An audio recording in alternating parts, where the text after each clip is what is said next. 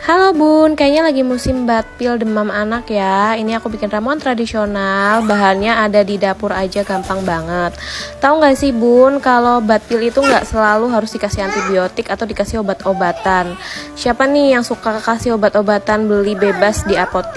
Penjelasan lengkap dan teorinya udah saya tulis ya di video. Nah, ini saya lagi iris-iris jahe dan kunyit. Terus jeruk nipis, kalau punya lemon boleh ya, lemon dipakai.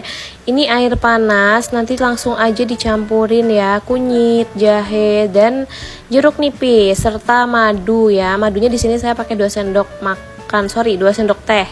Karena biar kecutnya itu kecut-kecut manis segar gitu loh. Tapi kalau kurang dari 1 tahun jangan pakai madu ya, no madu, nggak boleh. Ramuan ini bagus untuk meningkatkan sistem imun ya dan melegakan tenggorokan. Selamat mencoba.